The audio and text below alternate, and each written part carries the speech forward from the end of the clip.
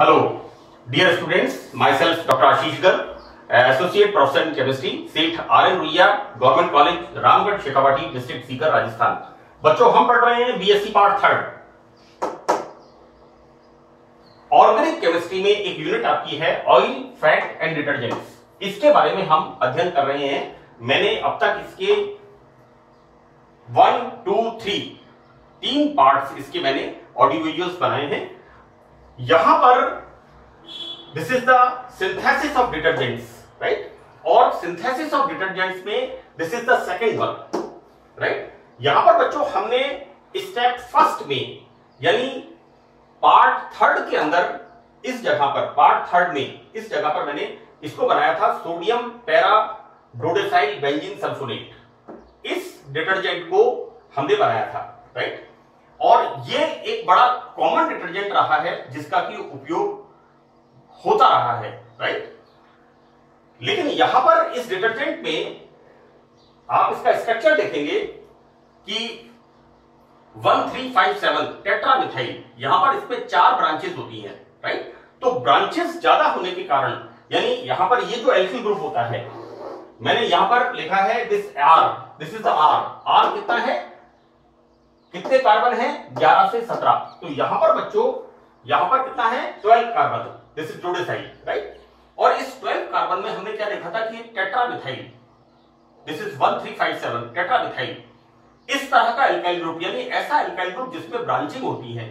तो बच्चों यहां पर इस डिटर्जेंट में ब्रांचिंग ज्यादा होने के कारण मिथाइल ब्रांचेस होती है बहुत ज्यादा। तो ये माइक्रो ऑर्गेनिज्म जीवाणुओं को अपघटित नहीं करता, उनका खात्मा नहीं करता, राइट? यानी ये डिटर्जेंट्स वॉशिंग तो करता है लेकिन माइक्रो ऑर्गेनिज्म का खात्मा नहीं करता। एक बात, दूसरी बात क्या होता है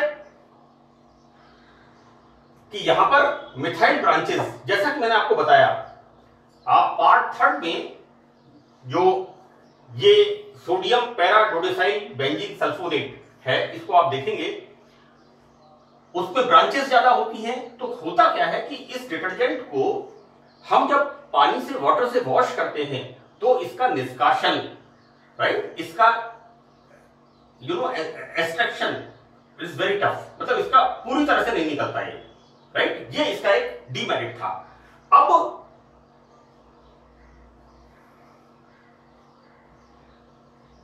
इस डिटर्जेंट के स्थान पर यहां पर क्या किया कि बच्चों बेंजीन रिंग में इस तरह का एक नॉर्मल चेन, यहां पर जो एल्काइल ग्रुप यूज किया गया, जो एल्काइल सब्स्टिट्यूएंट जोड़ा गया, वो सब्स्टिट्यूएंट कैसा था? अनब्रांच्ड यानी सीधा, राइट? यहां पर ये जो यानी एक तरह से मैं ये कहूंगा कि पैरा डोडेसाइल बेंजीन सल्फोनेट का एक तरह से हम कहें कि इंप्रूव्ड वर्जन है ना। मैंने आप जैसा कि आपसे कहा कि किस प्रकार इनका विकास हम पढ़ रहे हैं कि डिटर्जेंट्स का किस तरह से विकास होता गया। तो यहां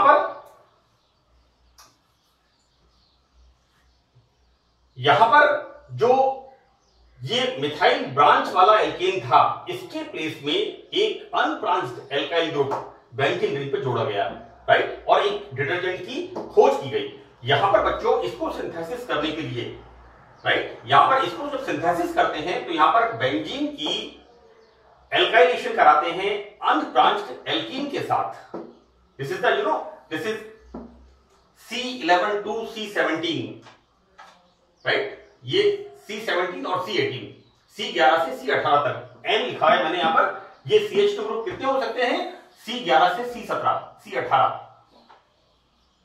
तो इस प्रकार की एल्कीन के साथ बेंजीन की रिएक्शन कराते हैं, राइट? तो यहां पर ये फॉर्मेशन होता है बच्चों। देखो यहां से हाइड्रोजन निकलेगा और ये हाइड्रोजन इस जगह पर अटैच होगा और ये हो जाएगा CH2 और ये इस जगह से यहां से जुड़ गया, राइट? एक तरह से हम क्या कह सकते हैं इसको, ये ग्रुप हमारा मान लो C11 है, C12 है, C14 है।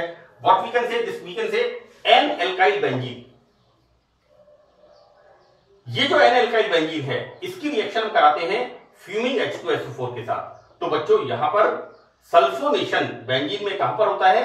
इसके इस एल्काइल ग्रुप के पैरा पोजीशन पर, राइट? देखो बेटा एल्काइल ग्रुप जो होता है ना वो पैरा डायरेक्टिंग और ऑर्थो डायरेक्टिंग, राइट। लेकिन यहां पर क्या होता है, ये लंबी चेन है तो ऑर्थो डायरेक्टिंग होता है, लेकिन ऑर्थो की जगह यहां पर पैरा पोजीशन पर रिएक्शन होती है, राइट। तो ये फॉर्मेशन क्या हो गया। अब यहां पर क्या है, प्रिंसिपल इस कंपाउंड में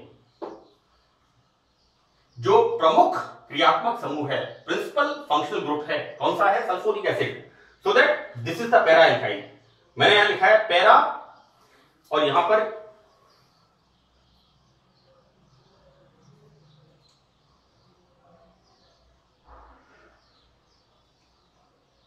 this is para n alkyl. इसके रेस्पेक्ट में para n alkyl benzene sulphonic acid, right. अब ये सल्फोनिक एसिड किससे रिएक्शन करता है, Na2SO3 से, राइट। और Na2SO3 से रिएक्शन करके बनता है इसका सोडियम सॉल्ट, राइट। ये हमारे पास बन गया sodium para n alkyl benzene sulphonate, right. So this is the detergent. अब यहां पर इसकी खास बात क्या होती है कि ये जो एल्काइल ग्रुप होता है, जैसा कि मैंने आपको पार्ट 3 में बताया है कि एक पार्ट तो होता है टेल पार्ट और एक होता है head part, right. Head part क्या करता है, इसको सॉल्युबल बनाता है, और टेल पार्ट क्या करता है, कपड़े में मैल, गंदगी या धूल होती है, चिकनाई होती है, उसके साथ मिक्स होकर के उनको उसमें से निकालता है। और मैंने उसका यहां पर एक प्रेजेंटेशन भी किया था पार्ट 3 के अंदर।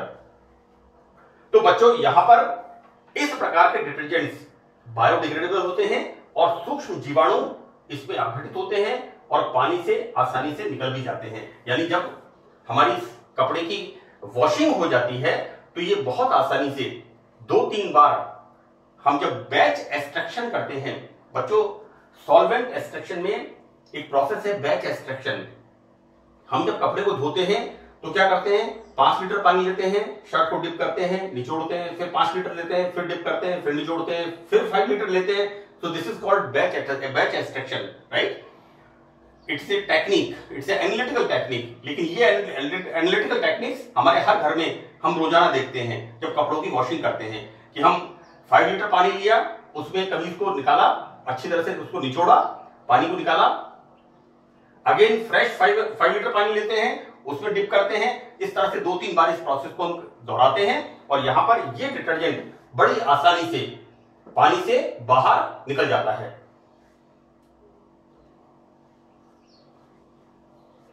बच्चों तीसरा, यहां पर थर्ड वन, ये डिटर्जेंट कौन सा होता है, सोडियम एल्काइल सल्फेट। बच्चों यहां पर था SO2ONA, वाइल यहां पर क्या है, इस डिटर्जेंट में ये फॉर्मेशन होता है SO4। मैंने यहां पर लिखा है सल्फेट और यहां पर लिखा है sulphonate, sulphonic acid, formation of sulphonate. आप ध्यान रखिएगा इस चीज का, बहुत सिंपल सी बात है। This is the sulphonate while this is the sulphate, right. तो यहां पर क्या होता है कि ये जो डिटर्जेंट बनता है, इसको बनाने के लिए हम एज यूजुअल ऑयल या फैट लेते हैं। ऑयल हम नारियल का तेल ले सकते हैं, एरंडी का तेल, कैस्टर ऑयल मैंने बताया था आपको, या तिल्ली का तेल भी मैंने आपको बताया था। पार्ट 1 के अंदर मैंने बताया था कि किस प्रकार के ऑयल्स का कॉमनली इसमें हम यूज करते हैं, राइट। तो यहां पर ऑयल फैट का रिडक्शन करते हैं और लॉन्ग चेन एल्कोहल फॉर्मेशन होते हैं। यानी यहां पर ये जो आर बनते हैं, ये आर कितने होते हैं, C11 से C17 कार्बन एटम, राइट। ये एल्कोहल्स सल्फ्यूरिक एसिड से रिएक्शन करके एल्काइल हाइड्रोजन सल्फेट बनाते हैं। मैं इस प्रोसेस को आपको आगे बताऊंगा कि ये एल्कोहल्स जो होते हैं कि कंसंट्रेट H2SO4 से रिएक्शन करते हैं and formation of this sulphate, sulphone, you know, this is the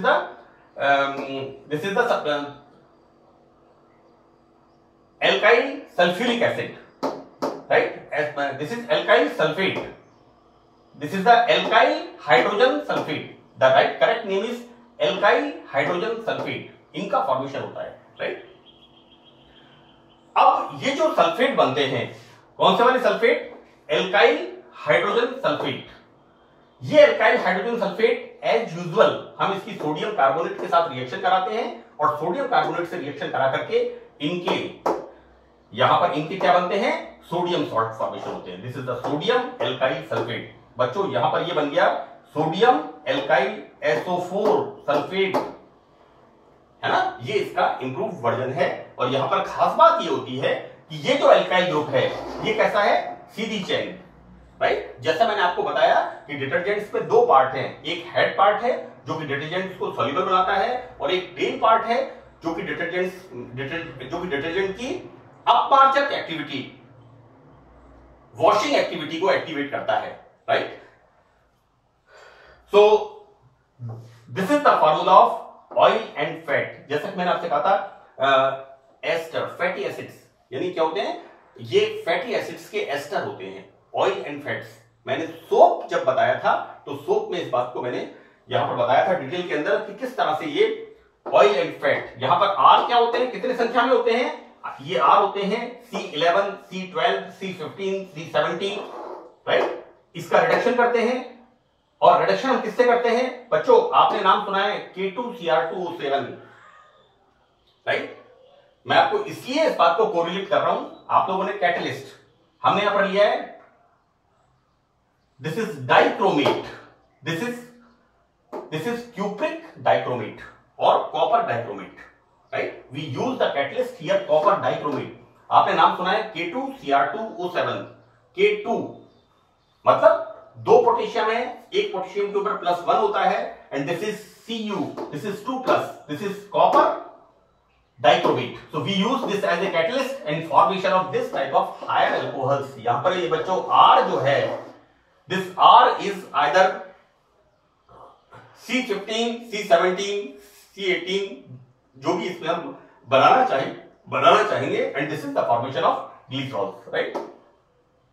ये जो एल्कोहल्स होते हैं, ये एल्कोहल्स कैसे होते हैं? नॉर्मल चैन वाले, इनके अंदर सीधी श्रृंखला कार्बन की, है ना? और यहां पर ये एल्कोहल्स कंसंट्रेट सल्फ्यूरिक एसिड से रिएक्शन करके क्या बना रहे हैं? Alkyl hydrogen sulphate. This is the name, this is the formation of alkyl hydrogen sulphate. I will write this name. इसका नाम है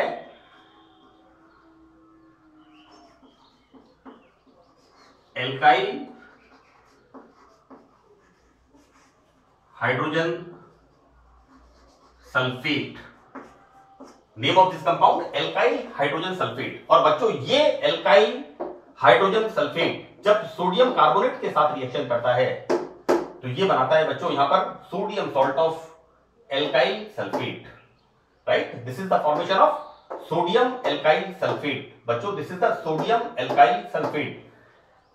मैं आपको फिर एक बार रिपीट कर रहा हूं बच्चों, यहां पर बन रहा है सल्फोनेट और यहां पर बन रहा है सल्फेट, राइट? अब देखो क्या होता है कि ये जो डिटर्जेंट्स होते हैं, इन डिटर्जेंट्स में खास बात फिर मैं आपको रिपीट कर रहा हूं कि यहां पर ये एल्काइल ग्रुप कैसा होता है? Straight chain.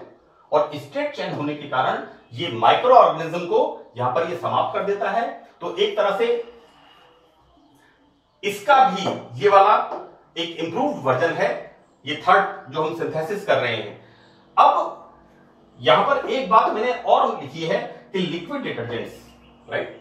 मैं एक बड़ा कॉमन एग्जांपल आपको बताऊंगा कि हम हमारे वुलन गारमेंट्स को धोने के लिए, हमारे जो वुलन होते हैं तो वुलन्स बड़े कॉस्टली होते हैं और उन वुलन्स को हम धोने के लिए कि वुलन्स का ना तो कलर फेड हो, ना उनके अंदर किसी तरह का कोई नुकसान हो कपड़े को, उसके लिए हम लिक्विड डिटर्जेंट्स, और मैं आपको इसका कॉमन इजी करके एक वुलन लिक्विड सोप आता है वॉशिंग के लिए, वो मैं उसकी बात कर रहा हूं यहां पर। तो यहां पर बच्चों क्या होता है, हम यहां पर सोडियम की जगह काम में लेते हैं अमोनियम, राइट? जैसा कि मैंने यहां पर लिखा है इस डिटर्जेंट में सोडियम। तो लिक्विड डिटर्जेंट्स जो आते हैं, जैसे मैंने एग्जांपल दिया इजी का, इजी में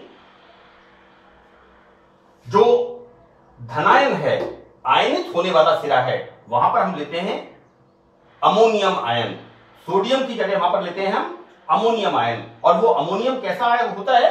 जिसके अंदर 3 अल्कोहल लगे हुए होते हैं, राइट। इसका मैंने यहां पर किया है कि ट्राई इथेनॉल अमोनियम। बच्चों C 1 2 3 ट्राई इथेनॉल अमोनियम है ना, नाइट्रोजन के ऊपर प्लस अमोनियम, कार्बन के ऊपर plus carbonium, NO2 plus nitronium, right, SO2OH plus सल्फोनियम, Cl plus, right, chloronium, Br plus bromonium, CH3 plus CH3CO plus acylium, right, this is ammonium. And what kind of ammonium? Ammonium it is like triethanol ammonium, right. और यहां पर ये triethanol this is very much effective for the woollens, right. और बच्चों एक बात और है कि यहां पर हमने इस सोडियम की जगह इसको क्यों यूज किया, राइट, क्योंकि ये क्या होता है? Highly hydrophilic. ये जो होता है ये पानी के अंदर इमीडिएटली एक तो सॉल्युबल होता है, और दूसरा बच्चों देखो क्या होता है कि डिटर्जेंट्स के अंदर एक बात और क्या जरूरी है कि कपड़े, जैसा कि मैंने आपको थर्ड पार्ट में यहां पर बताया था कि किस प्रकार से वॉशिंग होती है, किस प्रकार से डिटर्जेंट जो गंदगी की परत होती है, चिकनाई, धूल, मैल, उसके ऊपर किस तरह से एक्ट करता है ना। कॉमनली क्या आता है कि जो हम एरियल यूज करते हैं या सर्फ एक्सेल यूज करते हैं, राइट, कॉमनली क्या कहते हैं कि आधी बाल्टी गर्म पानी में 5 कपड़े उसमें गर्म पानी में डिप करके छोड़ दो आधा घंटा और उसमें से निकाल लो। तो वो जो मैंने थर्ड पार्ट में यहां पर जो ग्राफिक्स बनाए थे कि प्रेजेंटेशन बताया था कि किस तरह से कपड़े इसमें साफ होते हैं, राइट। तो यहां पर जरूरी चीज इसकी एक और क्या होती है, वो ये होता है कि कपड़े वॉश होने के बाद, डिटर्जेंट से साफ होने के बाद, उसके अंदर से ये लिक्विड सोप पूरी तरह से निकल जाए, राइट। कपड़े में सोप की मात्रा नहीं रहनी चाहिए, राइट। तो ये इसका इंपॉर्टेंट चीज क्या है कि ये 2-3 वॉशिंग के अंदर इसमें से ये डिटर्जेंट्स पूरी तरह से कंप्लीटली कपड़े में से बाहर निकल जाते हैं। और देखो बड़ी इंटरेस्टिंग चीज है कि यहां पर ये जो हमने, ये क्या होता है एक तरह से it's a very good and cloth softening agent. कपड़े को नुकसान नहीं होता, कपड़ा बहुत अच्छी तरह वॉश होता है, और इस साबुन का कहना चाहिए इस साबुन का हम पानी से निष्कासित भी बहुत आसानी से इसका हो जाता है, राइट। तो इस तरह से ये और भी इसका एक इंप्रूव फॉर्म है डिटर्जेंट्स का। बच्चों बहुत सारी वैरायटी के डिटर्जेंट्स अवेलेबल हैं। आप देखिए लिक्विड सोप्स आते हैं जिनसे हम हैंड वॉश करते हैं, राइट। उन सब के अंदर ग्लिसरॉल मिला हुआ होता है। मैंने मेरे फर्स्ट लेक्चर में इस जगह पर यह बताया था कि सोप बनाने के बाद, राइट, क्योंकि सोप में क्या होता है, higher fatty acids, palmitic acid, oleic acid and stearic acid, इनके सोडियम सॉल्ट होते हैं, राइट। अब ये सोडियम सॉल्ट हम कितना भी इसको वो करें, मतलब प्यूरिफाई करें, लेकिन ये जो कास्टिक होता है या एल्कलाइन जो कंपाउंड होता है, ये हमारे हाथों को नुकसान पहुंचाता है। तो उसके लिए इसमें क्या करते हैं, हम कुछ मात्रा में ग्लिसरॉल की मिक्सिंग करते हैं। एंड ग्लिसरॉल क्या होता है, हमारा स्किन मॉइस्चराइजिंग, हमारी स्किन को प्रोटेक्ट करता है, उस एल्कली की रिएक्शन यहां पर नहीं होने देता है। तो यहां पर बच्चों हमने 3 OH ग्रुप का यूज किया है, राइट। तो यहां पर ये हमारे लिए हेल्थ वाइज, हमारे स्किन के हिसाब से भी, हमारे हेल्थ वाइज भी अच्छा है।